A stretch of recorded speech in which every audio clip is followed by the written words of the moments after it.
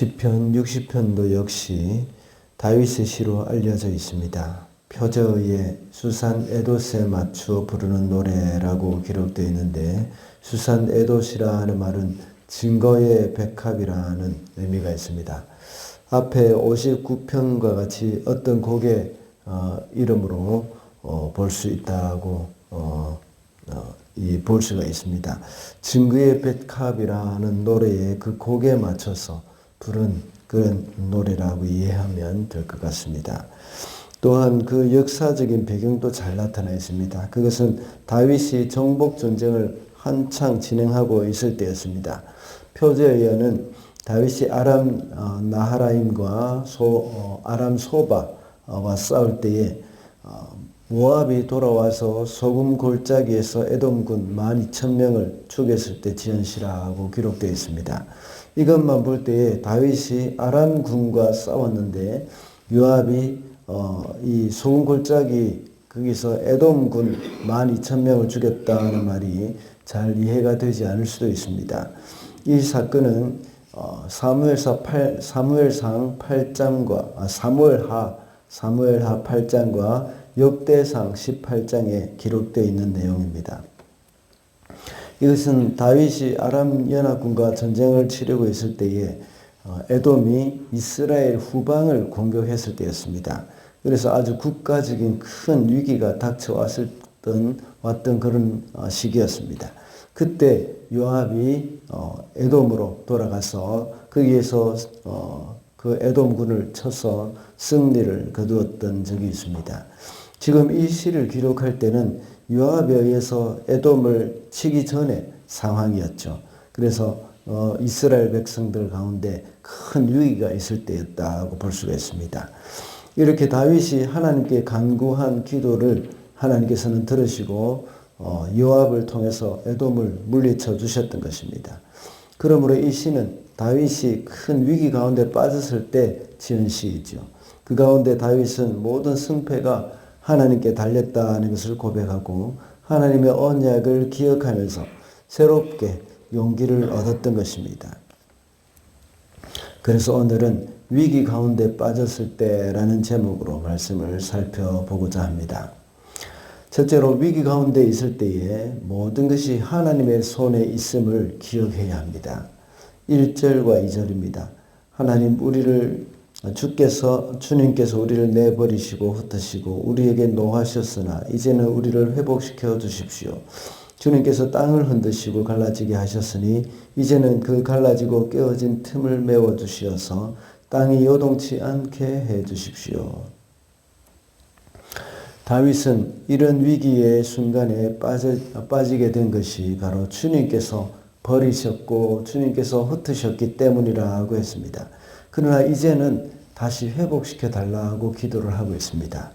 다시 말하자면 모든 것이 하나님의 손에 있다는 것을 고백하고 있습니다.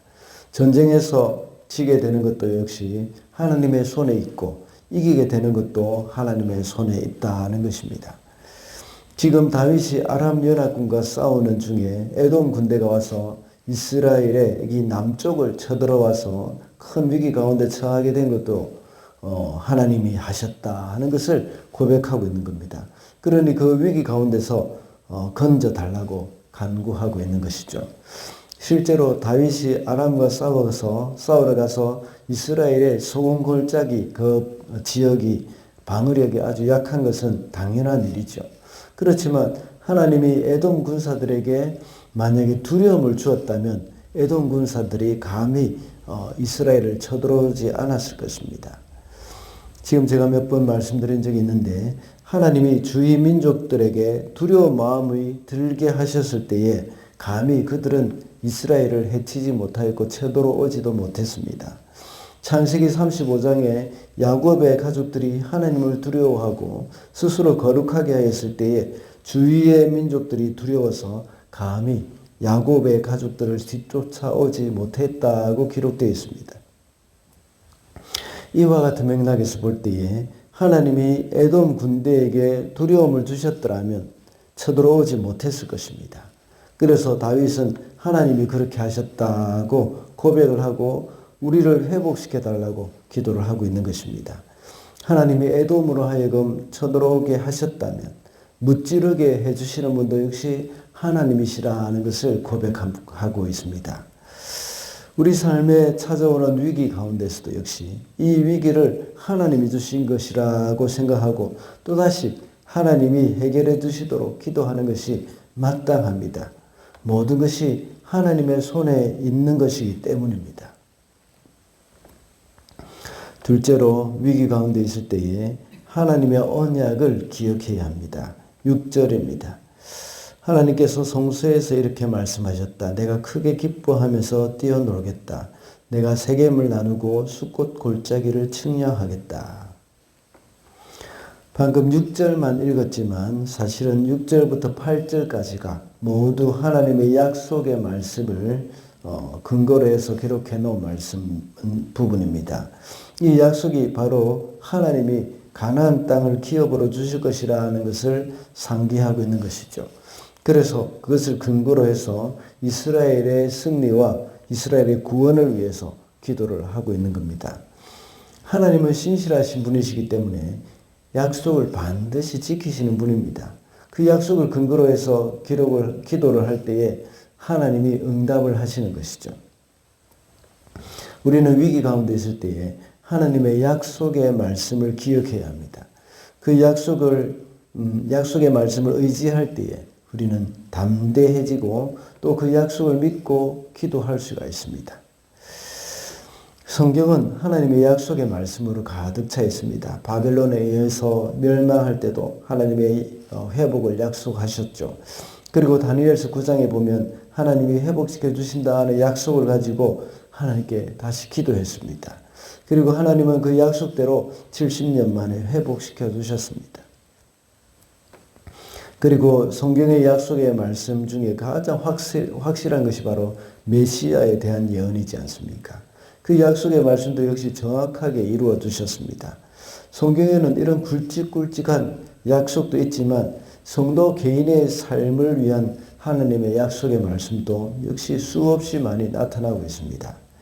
그 약속은 성경인물 개개인에게만 해당되는 것이 아니라 그 약속의 말씀을 읽는 저와 여러분을 향한 그런 언약이기도 합니다. 우리는 성경에서 약속한 그 말씀을 우리는 기억해야 합니다. 특별히 예레미야 33장 3절에 보면 너는 내게 부르짖어라. 내가 내게 응답하겠고 내가 알지 못하는 크고 비밀한 일을 내게 보이리라 하고 말씀하셨습니다. 이 말씀도 역시 우리에게 주신 말씀입니다. 이 약속의 말씀을 믿고 우리는 위기 가운데서 하나님께 부르짖어야 합니다. 그럴 때 하나님의 도우심의 역사를 경험하게 될 것입니다. 마지막으로 위기 가운데 있을 때에 믿음으로 행해야 합니다. 12절입니다. 하나님께서 우리와 함께 계시면 우리는 승리를 얻을 것이다. 그가 우리의 원수들을 짓밟을 것이다. 이 말씀을 개역개정에서는 우리가 하나님을 의지하고 용감하게 행하리니 그는 우리의 대적을 밟으실 이심이로다 라고 번역을 해놨습니다. 하나님께 기도하면 이제 하나님을 의지하고 용감하게 행하겠다는 것입니다. 이렇게 하나님의 약속의 말씀을 의지하고 기도했으면 이제는 믿음으로 행해야겠다는 것을 말씀하고 있는 것이죠. 더 이상 두려워하지 않고 용감하게 행한다는 말씀입니다.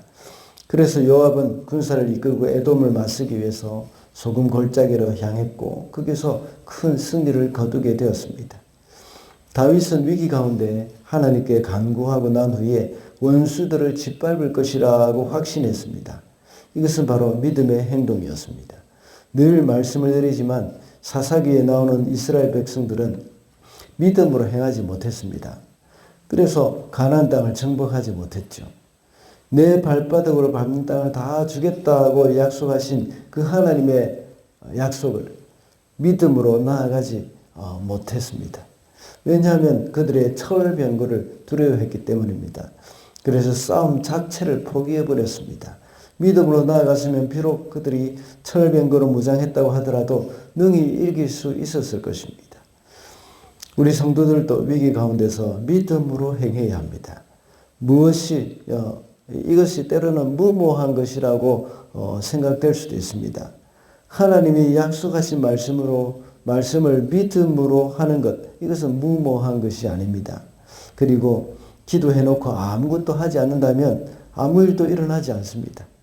기도를 하고 믿음으로 발을 내디뎌야 일이 이루어지는 것입니다. 말씀을 맺겠습니다. 오늘은 위기 가운데 빠졌을 때라는 제목으로 말씀을 살펴봤습니다. 위기 가운데 있을 때의 모든 것이 하나님의 손에 있다는 것을 기억해야 합니다. 그리고 약속의 말씀을 기억하고 또 믿음으로 행해야 한다고 했습니다. 우리에게 순간순간 위기가 옵니다. 그때마다 믿음으로 행하여서 승리하게 되는 저와 여러분이 되시기를 바랍니다.